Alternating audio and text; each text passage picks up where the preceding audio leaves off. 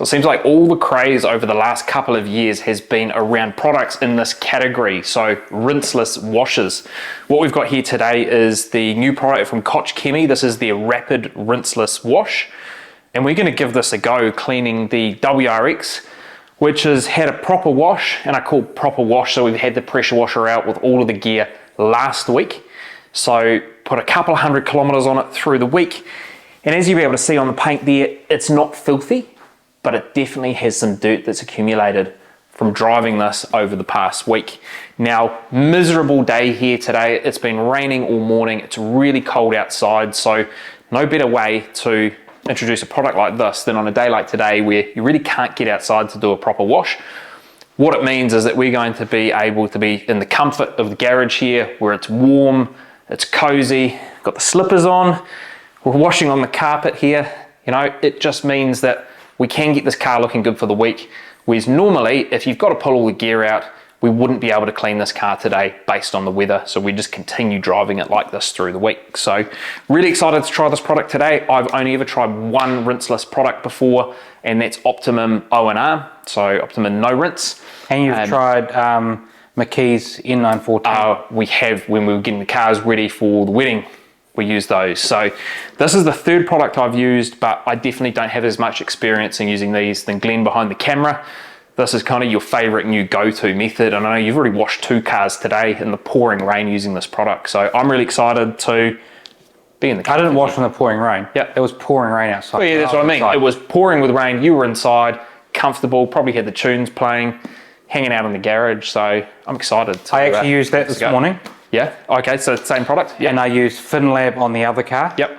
And I've also used DIY Detail. So today's video is more going to be a first impressions of this rather than a full product review, because this is relatively new. You've used this once, twice? Twice, this will be the third time. Okay, so this is third time. So not a full review like some of our other products where we have used them for months, if not years. What does it smell like? It's really pleasant. It's Do you know, all these new products that have come out in this rinseless world all smell very similar. They all smell quite perfumey. Cologne-y, perfumey. I can't put my finger on that. It's not like a citrus scent like a lot of soaps, you know. No. Citrus, and the GSF by Koch Chemie is like cherry scent. This is like, I don't know. Let me have a smell. Yeah. To be fair, if you were wearing a cologne that smelled like that, I feel like it's quite nice. Yeah, It's got a manly scent. Perfumey. Cologne-y. It's not floral. Yeah, I don't know. I thought the DIY Detail one smelled a little bit like pineapple mixed with cologne. Yeah, this isn't pineapple. Oh, no, just because you said pineapple, I'm thinking pina colada now, but yeah, they're all maybe? off. They're all a bit of an off smell to that, I reckon. Yeah. So what we'll do, we'll show you us getting our bucket set up here and how we actually prepare to wash in this fashion, but pretty simple. All we're going to use is this, a bucket, a sponge, and then our normal kind of drying aid process. If you want to see how well this product cleans, go to the end of the video or stay and watch the whole thing, help us out, and I'll show you how well it cleans when I do my little experiment. So the beauty about this process as well is that we can use warm water. We are not limited to our outdoor tap where we're plugging in and we only have cold water. So what we've done is we've filled this Yeti bucket here with about 18 litres, not about, 18 exact litres of warm water. And then what we're using... Why have you got soap in there? There's no soap in there. What's all the white stuff? I don't know, just... A little bit of residue from the last wheel cleaner. Yeah. Nice. It's all good. Nice one. So what we've done is we've gone on to a dilution ratio calculator. So we've got our total volume of water, which is 18 litres at the ratio of 256 to 1. That seems to be the standard for products in this category. They're all the same. All 256 to 1. To 1, yeah. So what that leaves us with is a concentrated volume of 70 mil of the rapid rinseless wash that we need to add to this bucket here. Now, we're using a little CarPro measuring cup. I mean, you can use anything here. These are quite handy. You can actually attach these to the top of your bottle. And we're going to fill this up to 70 mil. Dilution's really important here. Like usually I was saying to Glenn before, usually we just, you know, when we're doing a normal soap wash, we just guess it, plug it in, fill the bucket up with some water. But it's really important to get this right, and that's the beauty of this, is that you don't use a lot of product, you get quite a lot of volume of water, and so that product in that bottle is going to last you a long time. Now I'm just mixing it all together. It's not just all sitting there. And then what you can actually do here to make this really simple for yourself, instead of going through and doing a separate calculation for your spray bottle, which you're going to use to apply the product, just get your empty bottle, dunk it in your bucket, and fill it up that way. Now you've got more experience than me here. How much of this bottle are you going to use? So for the Range Rover, I use the whole bottle. Okay, so if I just fill it up all the way. Yeah, you won't use it all. Cool. So I mean, that saves us having to recalc dilution. And another pro tip is that I would empty your windscreen washer fluid. Yep. And I would get some of that rinseless wash, and I'd put that in my reservoir as well. Yeah, that's a good idea. Because we've noticed from a lot of our customer cars that come through is that your usual tap water with a little bit of dumb soap in that has caused a lot of water spots to people's windscreens. What you get is you get it running up the roof here, right? Like you end up with these water spots that bake onto the windscreen where the window wipers push them out, and then all down the roof. And it's especially bad on glass roofs and anything black as well. And also if you've got the squirters at the front, like I know Subaru have got them here, these things here, they squirt up water onto your headlights, and it runs along the side and up the bonnet. Yeah, so my water in the washer fluid reservoir at the moment is filled with DI water. I haven't added any of this, but I probably need to go through the process of emptying everything out when we go and do the next full contact wash, probably next weekend. And then yeah, great idea, add some of this. Now there's a couple of schools of thought here. People will like to spray the product on as like a bit of a pre-soak, which is what we're going to do here. I like the pre-soak. Pre-soak that panel, let it sit for a little bit, let this product really, the surfactants to eat away at all the dirt, pull it off the surface for my first wipe. The other school of thought is that people will use a sponge, or will they use like a double-sided flip towel, like like an oven mitt that you can use. You put your hand into the oven mitt, you've got one side for one sort of wipe, flip it over, next wipe, dunk it in the bucket. The other school of thought is that you end up with a whole bunch of towels, I don't know, 8 towels, you put them into fourths, you dunk it in, soak it in, and you go one side, fourth, flip it, one side again, open the towel, fold it, and then go with the other side. So you end up with like sort of 4 wipes. I've tried all the methods. I don't know which one I think is the best. I don't know which is going to clean the best. I don't know which one's going to reduce the amount of scratches. I don't know which is the best method, but it's kind of like washing. You kind of do what you feel is the best, and I like the sponge. The sponge is pretty cool. This is from the Rag Company. It's got all the little slits in it.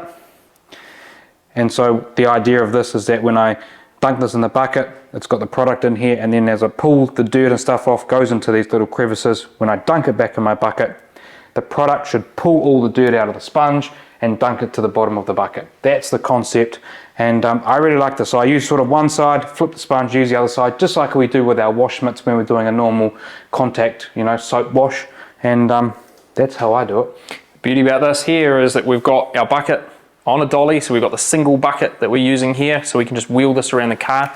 In the bottom of that bucket there, we have a detail guard's grit guard as well, and you can see that our 18 litres of water in there, probably just over 3/4 full, which means that when you are getting that mitt wet, you're not splashing the bucket all over onto your floor of your garage. And so what we're going to do is just pre-soak a panel. I suppose for the purpose of the video we'll do a panel at a time, but usually what I do is I like soak half the car at one go. Let it all soak. It doesn't really dry on the surface. So what's the scent of the product now you're smelling it, now it's been diluted? Is it any more distinctive to you? Still smells the same. I think it's really important in this case to have a really nice scented product, because you get a lot of like spray coming into your face. Yep, you're also getting it in a garage like this, in the bucket, all over the carpet as well. So you're probably going to have this lingering around for a day or two in the air. The only thing that let us down with our method is that we have a spray bottle. Yeah. Large cars or even like this, your hand gets quite sore. I would like an IK spray where I just pumped it up to pressure and then just sprayed it nice and evenly on. Just make the process a bit simpler. Yeah. So as you're spraying this onto the surface here, the whole idea is that this is encapsulating the dirt, right? Yeah, so the surfactants will break it down, pull it off the surface, bring that dirt on top of the surface, so that then I can then come across with my mitt and just take it off. hopefully in a scratch-free fashion. And you kind of want to just wring out your sponge, or even if you had towels, to the point where it's just lightly dripping. And you start from your top, and you just work your way down. You can probably do a larger surface area when you come to clean your glass, because you're not going to cause much scratching there. And just light pressure? Light just pressure, like washing? flip it over, and then just nice small areas at a time. Revisit the bucket as often as you like. And hopefully what's happening is the dirt that was on the paint was in the sponge, and now the dirt that was on the sponge is now hopefully going to the bottom of the bucket.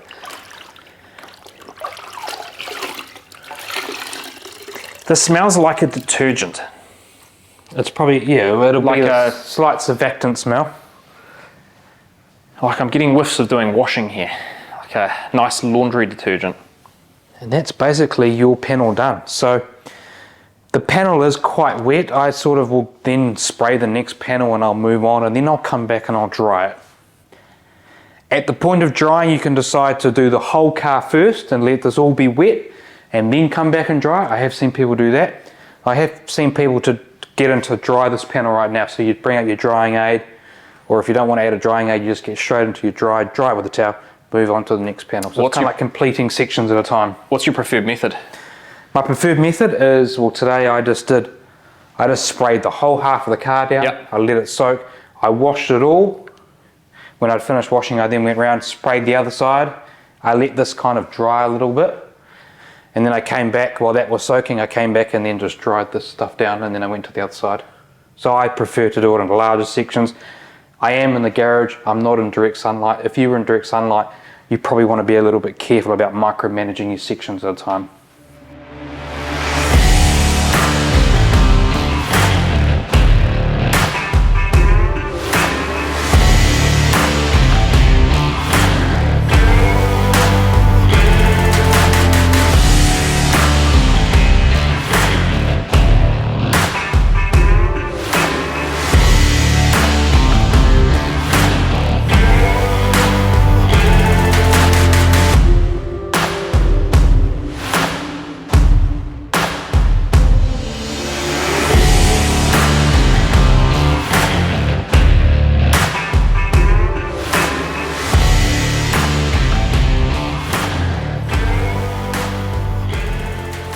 Okay, so we're at the point now where we've kind of washed half the car. It's now time to come along and dry it. Now, if we were to do just this panel at a time, dry this, you know, complete stage it here, I find that then when I come to clean this panel, you get a little bit of the cleaning stuff sort of comes over onto this panel, it becomes wet again, and then you've got to revisit it and keep drying it. So that's why I like to do big sections at a time, dry them all, complete it, move to the other side of the car.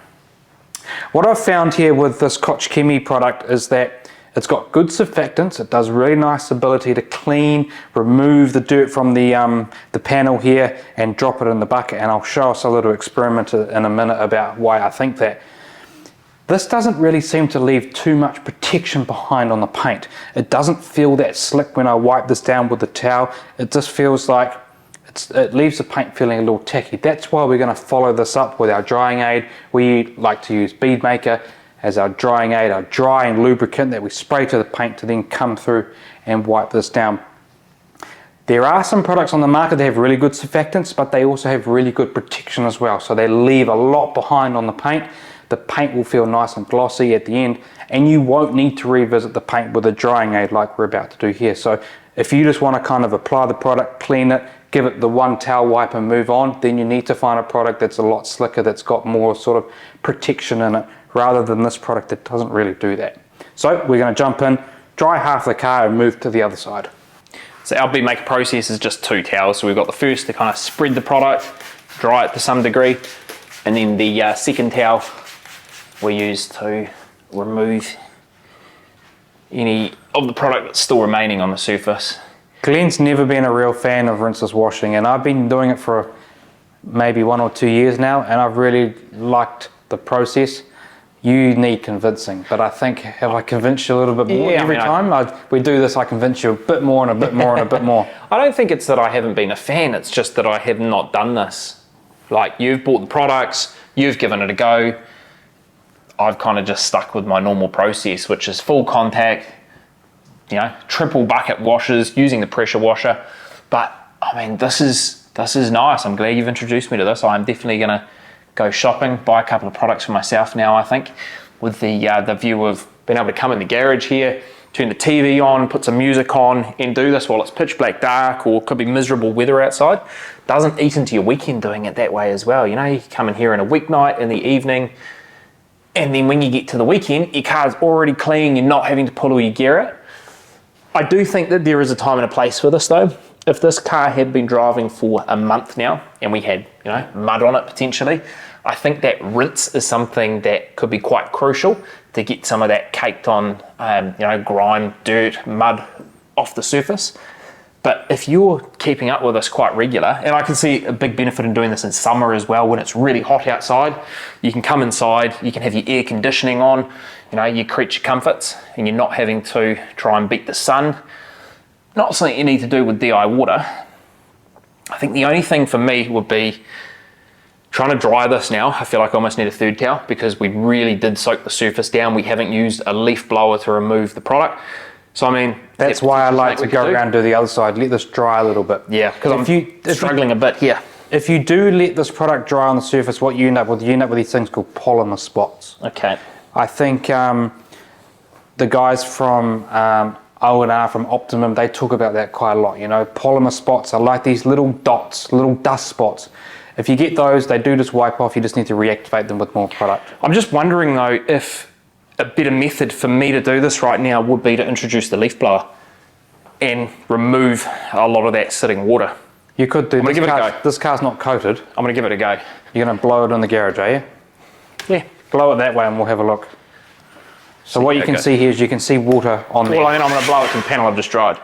So no, you come this side and I'll blow No, blow that way. We can see it. It's all good. Okay.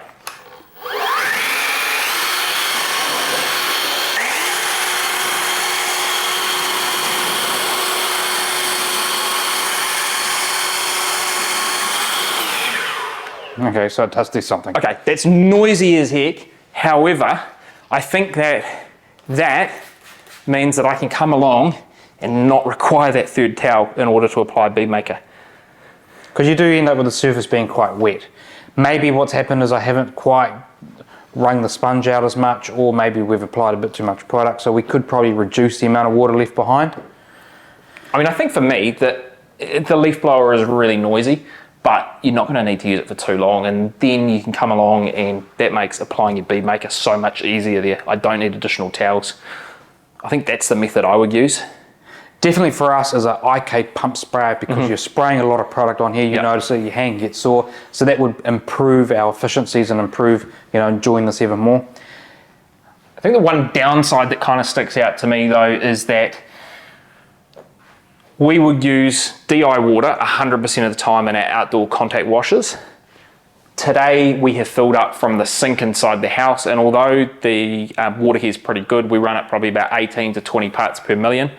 So very low risk of water spotting. It would be nice to be able to have DI water in that bucket, but then we lose the benefit of being able to have warm water.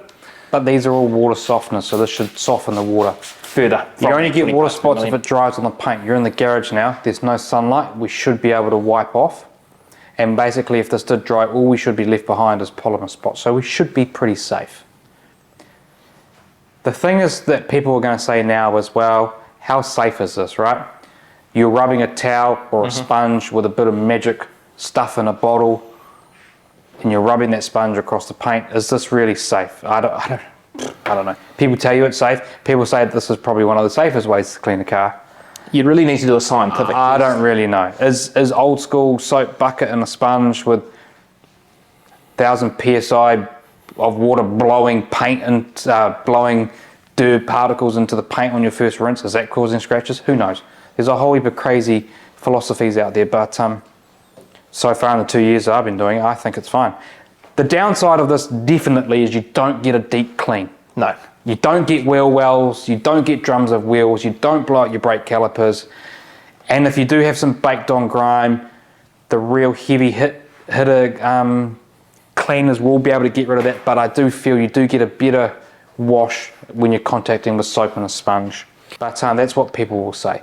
I think this lies somewhere in between the sort of mark of, well, I think you should be doing this, if your car's kept nice and clean in the garage, you probably should be doing this maybe 60% of the time, followed by 40% contact wash, just to really wake up your coatings if you got them on there, maybe give your wheels a real good clean. I think it's somewhere in the balance of that.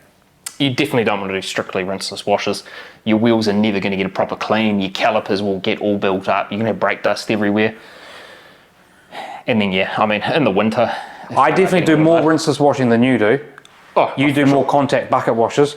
And do you know what the end point for you and I is? The cars look just as clean. Pretty similar, yeah, except there's a lot more effort involved in doing a full contact wash because you're getting all of your gear out. You've got clean up.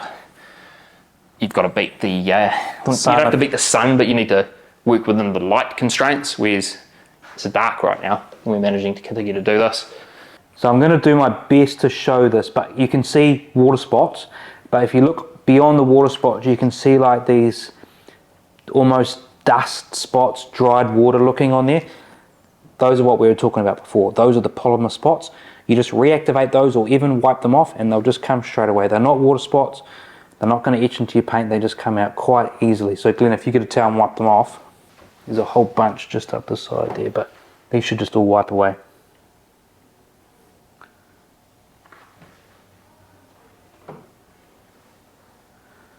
Easy as. Removed. So I've been watching a lot of Eddie from EC Detail. That guy's pretty funny. You should go check out some of his videos. But he looks like he's got a pretty decent YouTube channel, and he obviously seems to be doing detailing for a living. He has tried so many rinseless washes, has really good experiments. So I got this from you, so shout out to Eddie for this. I got this white cloth. I went and rubbed the bottom rocker on that side. I'm going to rub it again with the cloth on this rocker here to get even more dirt on here, and then we're going to see how well this Koch Chemie product does at pulling basically the dirt out of the towel. And the reason for this is that to ensure that you've got yourself a really good rinseless wash is that you want it to A, clean the surface really well. You want it to pull the dirt off the surface so that you can wipe it clean, and you also want it to actually be able to, when you dunk this towel into your rinseless solution, you actually want it to pull all the dirt out of your microfiber towel or out of your sponge so that you've then got a nice clean surface to then re-wipe again. And for me, I really want to make sure that it does that really well, cleans really well. And for me, I'm not so worried about it leaving any protection behind. Obviously I want it to be nice and slick when I'm wiping my mitt across, because a nice slick surface with the mitt means that I'm reducing the amount of marring and scratching. But I'm not too sure I want it to leave any protection behind, because we follow up with our good drying aid, we follow up with our bead maker, which we really like. So for me, really good cleaning, not too much protection behind. I still want it to feel quite slick when I'm cleaning, and then I want to be able to follow up with bead maker. So I've let that soak for a little bit. What do you reckon? The other half of this, or completely new side? Completely new side. Completely new side, yeah. Okay. That's pretty clean, eh? That's pretty clean. What do you reckon? Like a little bit of dirt down the corner there. Any dirt on that side? A little bit here and there. Should I go with this side? Yeah, okay, let's do that. Big wiperoonie on there. Oh, yeah. I can just feel scratches. Oh, yeah. Whoo. Look at that. Look at your handprint on there. Where? Like in the middle. Where I've been wiping. Yeah, your fingers. So that side, that side. I'm going to dunk it in the bucket that we've already used to clean the car with, so this is slightly dirty water. If I put my hand in there, it's a little murky. You're probably not going to see that on camera, but it's not the cleanest. Now, imagine this. Imagine this is my microfiber. Imagine this is my wash mitt. I've cleaned the car. I dunk it in here. I want that solution to pull all the dirt out of the mitt or out of the towel here. I want it to pull all that dirt to the bottom, where we do have our grit guard down there. But what I've seen Eddie do is that he's got a white towel in here. He's given it a few of these little, twists and stuff. And then you just wring it out, and let's see if it's pulled any of that dirt as I squirt it on your legs out of our microfiber. What does that side look like? Okay, that's pretty good. Pretty good. There's a bit of dirt in the middle of the microfiber there. And then if we flip around to this side, how clean is that? That's pretty good. So that's what you want to see from a really good rinseless wash, is pulling the dirt out of the media, so that now I've got somewhat of a clean surface to go through and wipe again. So I reckon if I dunk that again. I mean, the key there is that you have shown real world, right? You haven't let that soak in there.